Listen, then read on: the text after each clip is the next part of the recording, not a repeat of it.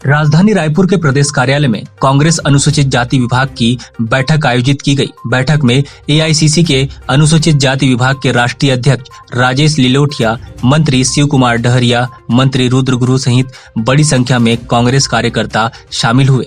बैठक में विभाग की तरफ से अनुसूचित जाति विभाग को बाकी विभागों से अलग करने की भी मांग की गई। साथ ही बजट में 12% राशि को समाज के विकास के लिए खर्च करने की भी मांग की गई।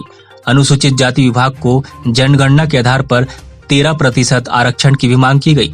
एआईसीसी के अनुसूचित जाति विभाग के राष्ट्रीय अध्यक्ष राजेश लिलोटिया ने ये बातें प्रेस कॉन्फ्रेंस के दौरान कही। भाजपा सिर्फ अनुसूचित जाति को वोट के लिए उपयोग करती है। छत्तीसगढ़ की कांग्रेस सरकार चौमुखी विकास कर रही है। रायपुर से न्यूज़ प्लस 21 के लिए महेश साहू की रिपोर्ट। समाज की जो एक बुलंद आवाज़ है, हमारे 2 मंत्री हैं यहाँ पर, एक हमारे बहुत ही आदरणीय हमारे जुझारू साथी हैं पार्टी के और मंत्री हैं शिव डहरिया जी, और बहुत ही सम्मानित गुरु रुद्र जी जो यहाँ पर दूसरे मंत्री हैं, हमारे आंचल जी जो चेयरमैन हैं, और आज जो राजकुमार आंचल जी ने शुक्ला जी यहाँ पर उपस्थित हैं, हमारे इंचार्ज हैं घोष जी उपस्थित हैं यहाँ पर, पप्पू बघेल जी उपस्थित हैं। मैं नामों की औपचारिकता में ना पढ़ता हुआ मैं सिर्फ कुछ बिंदुओं के ऊपर बात करना चाहूँगा। आज एससी विभाग छत्तीसगढ़ ने एक कार्यक्रम का आयोजन किया। उसके अंदर पूरे प्रदेश के जो हमारे सम्मानित पदाधिकारी हैं वो सब लोग उसके अंदर शामिल हुए। माननीय मुख्यमंत्री जी आज उस सभा के अंदर आए, किसी और मीटिंग की वजह से लेट हुए, लेकिन जब आए तो फिर उन्होंने पूरे दिल से, पूरे तफसील से उन मुद्दों के ऊपर भी बातचीत की जो आज अनुसूचित जाति को यहाँ पर उनके उज्जवल भविष्य के लिए क्या प्लानिंग कर सकते हैं। इसी संदर्भ में कल हम दोनों मंत्री, हमारे सम्मानित मंत्री और हमारे चेयरमैन साहब मुख्यमंत्री जी से मिले। हमने जो एक रोड मैप होता है आने वाले भविष्य के अंदर जो दिन बचे हैं कि किस तरीके से अनुसूचित जाति जनजाति के हमारे जो समाज के लोग हैं उनको किस तरीके से और ज़्यादा एम्पावर किया जाए और ज़्यादा किस तरीके से ताकत दी जाए, तो उसके ऊपर पूरी एक रूपरेखा तैयार की गई। और कुछ मांग समाज की लिए हमारे अनुसूचित विभाग ने और ख़ास तौर पे डहरिया जी ने और रुद्र जी ने बड़े गंभीरता से मुख्यमंत्री जी के सामने रखा, और हमें उम्मीद है कि आने वाले समय के अंदर उन मांगों के ऊपर भी कार्रवाई होगी।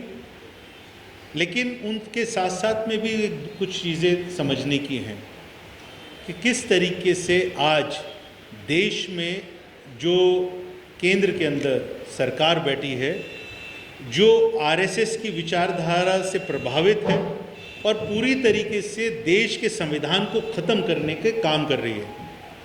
देश का संविधान बाबा साहब भीमराव अंबेडकर ने लिखा था, और उस संविधान के अंदर हर वर्ग को बराबर की हिस्सेदारी देने की बात कही थी, उसका कानून बनाया था। महिलाओं को मुख्य धारा के साथ में कैसे जोड़ा जाए उसके ऊपर उसके लिए कानून बना। लेकिन आज हर रोज़ भारतीय जनता पार्टी जो केंद्र के अंदर है वो संविधान के एक एक पन्ने को फाड़ने का काम कर रही है, क्योंकि हर उस पन्ने के अंदर समाज के हर वर्ग, इस देश के हर वर्ग के लोगों के अधिकार लिखे हुए हैं। तो बड़ा गंभीर विषय है, और कांग्रेस पार्टी इस बात के लिए हमेशा से लड़ाई लड़ती रही है कि कांग्रेस पार्टी को संविधान को बचाने के लिए लड़ाई लड़नी है। जिस तरीके से आज निजीकरण किया जा रहा है, बैंकों का निजीकरण किया जा रहा है, ये सारी जो हम लोगों ने पीएसयूज बनाए थे, एक एक करके भारतीय जनता पार्टी के नेता उनको कम दामों के अंदर अपने उन जो बिजनेस हाउसेज हैं और उनके मित्र हैं उन लोगों को बेचने का काम कर रही है। तो आने वाला जो भविष्य है हमारी जनरेशन्स का, वो पूरी तरीके से अंधकार में है। यहाँ पर जितने हमारे जर्नलिस्ट भाई लोग बैठे हैं, आप सब लोग भी नौजवान हैं और आप लोग इस समाज का हिस्सा हैं, इस देश का हिस्सा हैं। आप लोगों के घर भी परिवार हैं, आपके अपने बच्चे हैं। आज आप खुद अपने दिल पे हाथ रख के देखिए कि क्या आपके बच्चों का भविष्य सही सुरक्षित है। आज भारतीय जनता पार्टी ने रोजगार के पूरे एवेन्यूज को ख़त्म कर दिया है। आज रोजगार के नाम के ऊपर जो वायदे इन लोगों ने किए थे कि 2 करोड़ रोजगार प्रतिवर्ष देंगे, वो तो छोड़ दीजिए। आज तो ऐसा काम कर दिया इन्होंने कि जो अग्निपथ एक योजना लेकर आए हैं, वो नौजवानों के भविष्य को, उनकी जिंदगियों को जलाने का, झुलसाने का और आग में डालने का काम कर रहे हैं। अभी माननीय मुख्यमंत्री जी यहाँ पर मंच पे बता रहे थे कि जो अग्निपथ की जो ये योजना है, ये बेसिकली क्या है कि 4 साल के अंदर एक नौजवान जो 17 साल का होगा, वो 21 साल की उम्र के अंदर रिटायर हो जाएगा। आप समझ सकते हैं कि साइकोलॉजिकल कितना उसके ऊपर इम्पैक्ट पड़ेगा, कितना नेगेटिविटी पड़ेगी। और जब उसके पास में कोई काम करने के लिए नहीं होगा तो क्राइम की तरफ वो उसका झुकाव होगा। तो इन सब चीज़ों को ध्यान में रखते हुए आज हमने बड़ी विस्तार से चर्चा की। मैं बोलूँगा कि जो आरएसएस जिस लाइन के ऊपर चलती रही है, जो SC, ST, OBC और माइनॉरिटी के लोग हैं, उनको टारगेट करती रही है, ये उसी दिशा के अंदर ये लोग उसको लेकर जाना चाहते हैं। और मैं इसको बड़े स्पष्ट रूप से कहना चाहूँगा कि हमारे बाबा साहब भीमराव अंबेडकर द्वारा लिखित जो संविधान है, उसमें हर वर्ग को किसी भी सरकारी नौकरी के लिए या किसी भी इंस्टीट्यूट के अंदर अगर नौकरी की बात रहे तो वहाँ पर उनके लिए आरक्षण सुनिश्चित है। लेकिन ये धीरे धीरे उसको जो ख़त्म करना चाहते हैं, ये बेसिकली टारगेट करना चाहते हैं SC, ST, OBC और माइनॉरिटी को। नहीं, मैं तो बिल्कुल बताऊंगा कि आप लोग जर्नलिस्ट हैं। We call you the 4th pillar of the democracy. और वो डेमोक्रेसी इस संविधान के अंदर बाकायदा आप सब लोगों के लिए आपको सुरक्षा दी गई है, बोलने का अधिकार दिया गया है। लेकिन बड़ा स्पष्ट रूप से कहना चाहता हूँ कि आप लोग तो मुझे लगता है कि अपनी बात को दमदार तरीके से कहने वाले हैं, लेकिन बहुत सारी जो बंदिशें बांधी गई हैं जर्नलिस्ट के ऊपर, जो मीडिया चैनल्स के ऊपर, वो इस बात को भी इंडिकेट करता है कि संविधान को किस तरीके से वो ख़त्म कर रहे हैं। क्योंकि अगर आप लोगों का जो एक 4th पिलर है, अगर वही आवाज़ नहीं उठाएगा, जो लोगों का दर्द है वो प्रशासन तक नहीं भेजेगा, तो डेमोक्रेसी इज़ फिनिश्ड। संविधान का कोई मायने नहीं रह गया।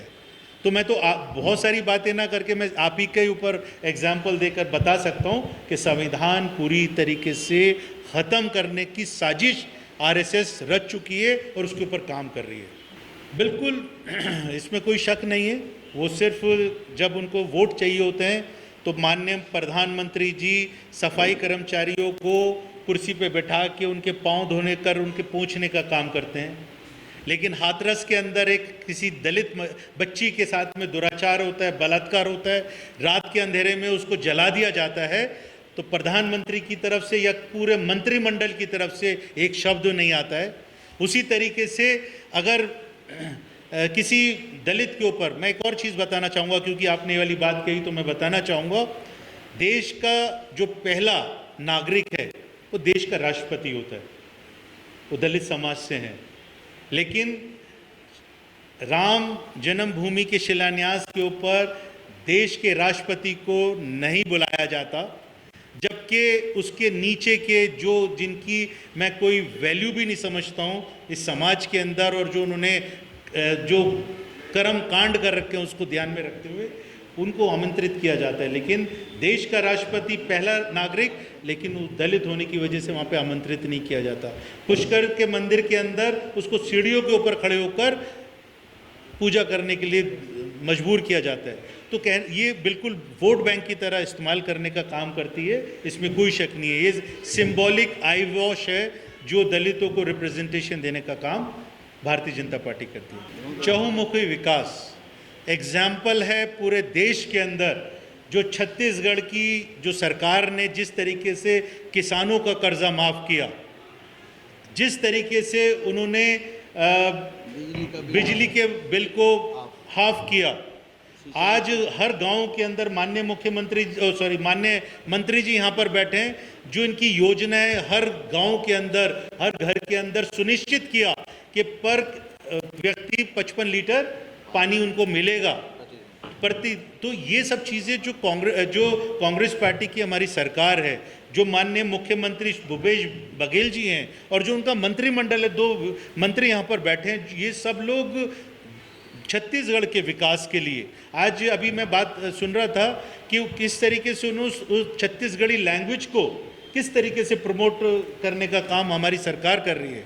तो ये बड़े गर्व की बात है छत्तीसगढ़ के आप हैं और छत्तीसगढ़ के रहने वालों के लिए कि भूपेश बघेल जी और कांग्रेस पार्टी की सरकार छत्तीसगढ़ के सम्मान के लिए, स्वाभिमान के लिए 24/7 काम कर रही है। नहीं, यही अनुसूचित जाति को जो 13% आरक्षण मिलना चाहिए, ये मुख्य मांग है। पदोन्नति में आरक्षण का भी विषय था, क्योंकि न्यायालय ने अभी हेड काउंट की व्यवस्था की है और बहुत जल्दी सरकार का रिपोर्ट